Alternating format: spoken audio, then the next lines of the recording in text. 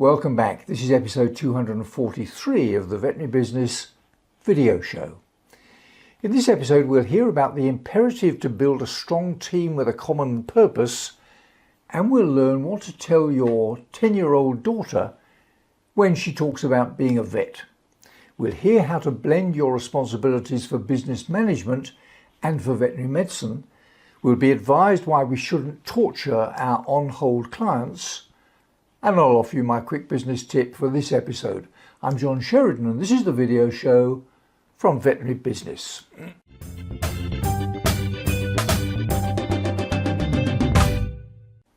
Delivering quality veterinary services for the owners of the animals under our care is very much a team effort.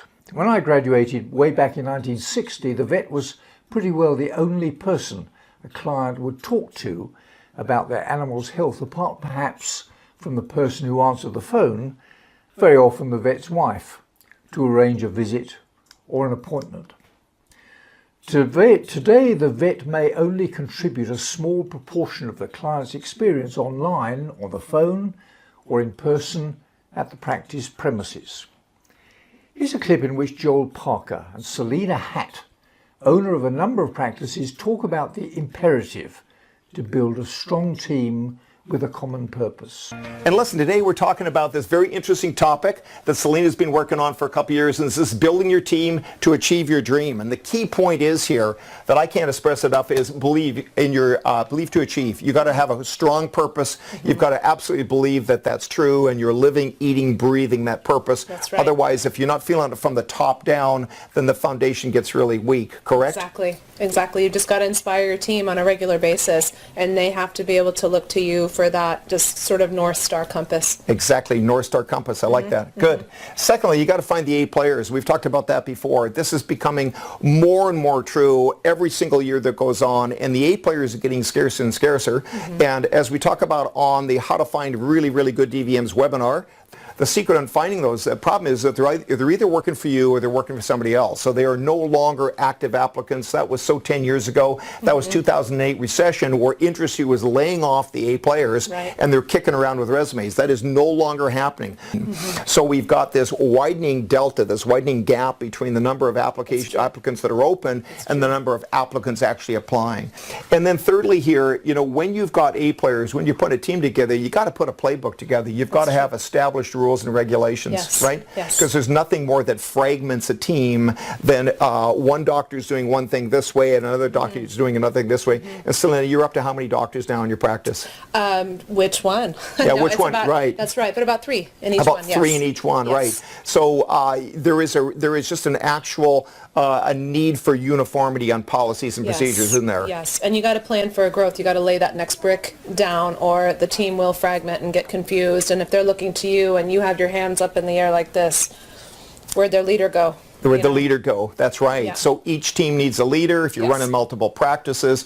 And that's where we start talking about the VPS model here of a proper organizational structure with multiple clinic directors. And we can talk to you guys about that later. Okay, guys, so listen, you know, wrapping up the action items again here, believe to achieve. You got to believe in your purpose. Make it really strong. It's not about money. It's about awesome pet health care and delivering that exchange in abundance, that higher than expected, slightly silly, slightly wacky experience for the clients when they come in, right? The fun experience, right? Yeah. And then find your A players and use them with good policies and procedures.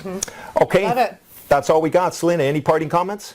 I just want to say, just stay inspired and keep looking forward, and know that you just want to be a part of your community. There's nothing better than knowing that just through those fur babies and those clients, they're just going to advocate for you if you advocate for them. So keep that in mind all the time. Thanks, Joel. You're welcome. Thank you. Now let's see who's on the video show Soapbox. Maureen, my wife, and I have 3 children. They're grown up now with children of their own, our 9 grandsons and 1 granddaughter. When they were small and we lived above the practice, they were happy and comfortable talking with clients and their animals, wandering in and out of the treatment room, seeing sick, injured, anaesthetised and dead animals, but not one of them has ever shown any signs of wanting a career in veterinary practice. So I've never found the need or had an opportunity of talking to any of them about the pros and cons of being a vet. It could be a challenging conversation, and if I ever find myself in that situation, I would value Dave Nichols' advice, which he offers in this clip, in which he considers what to tell your 10-year-old daughter when she talks about being a vet. Matt asks an awesome question. What do I do when my 10-year-old kid says, hey, I want to be a veterinary surgeon? Well, I thought the answer to that would be pretty quick and easy. Say, hell no, this is a shit fight out here. What are you thinking? I'm kidding, all right?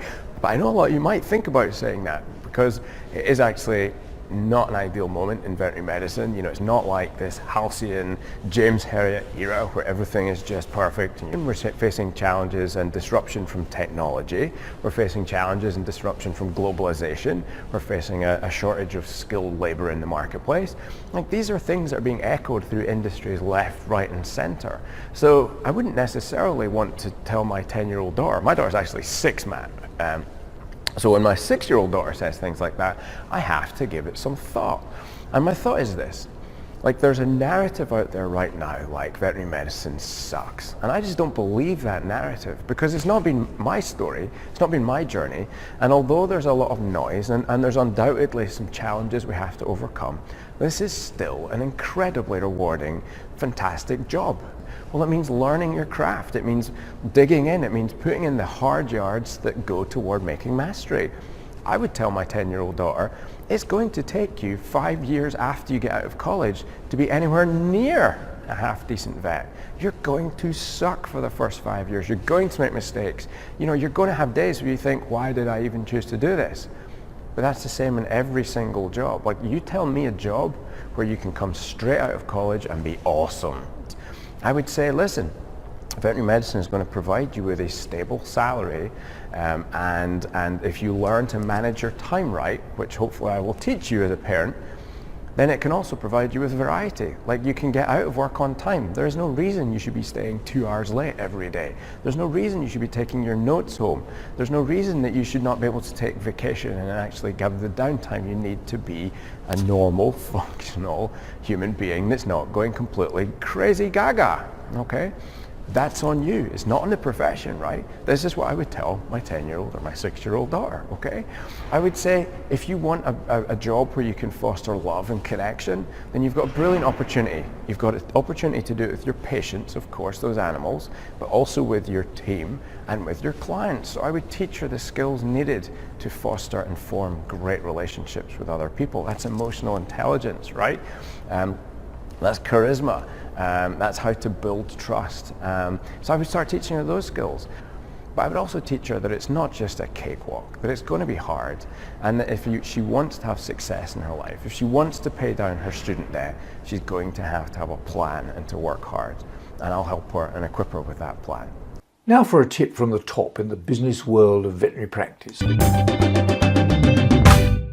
Elise Latcher is a CPA with a particular interest in the business of veterinary practice in the United States. She's a member of Vet Partners, a thriving forum in which management consultants, accountants, lawyers, and a host of advisors and suppliers to the veterinary profession get together to discuss issues of common interest, and she's a co-founder of Strategic Veterinary Consulting. In this clip, Elise discusses some ways in which veterinary practice owners can blend their responsibilities for business management and for veterinary medicine. Part of what I do when I talk to clients about blending business management with medicine is to send them back to their medical training, which means that I don't know as a client of your clinic whether or not you're really a good doctor or not. But I do know from just looking at things whether or not I'm going to trust you or feel that you're good at your medical training, because I look at other things. So periodically I want my owners to walk through the front door and actually see what their reception area looks like. I like for my owners to pay attention to what's going on in their clinic. Just like they're looking at the behavior or the vital signs or the affect of their patients, I want them to be paying attention to the culture or the atmosphere of what's going on in their clinic. I also would like them to periodically come in through the front door rather than the doctor's entrance, so that again they can see what the natural habitat of their patient looks like. Now for my quick business tip for this episode. As a consumer of goods and services in our modern world, the one thing that really makes us cross is not being kept informed, kept on hold, or being ignored, online, on the phone, or in person. Here's a clip from Bash Hallow, who pleads, "Please don't torture your on-hold veterinary clients." I think the worst thing possible would be to call a practice and you hear that kind of grainy recording that's been done 5 years ago that nobody's listened to or changed out is probably the worst thing that you could do for your practice. I've called up some practices, and they got some great music going on. If you're a busy practice and you plan on having your clients on hold, do not torture them with some outdated message or some terrible music to listen to, would be my recommendation. So what's my quick business tip? Well, it's this. It's not difficult. It's just a question of making sure that everyone in the practice bears in mind the impact on other people of the things they do or don't do, the things they say or don't say, and that if it's necessary to ask someone to wait for a response, be sure to keep them informed as to what's going on and to explain why the delay may be necessary. Well, that's about it for now. I'm John Sheridan, and this has been another video show from Veterinary Business. See you next time.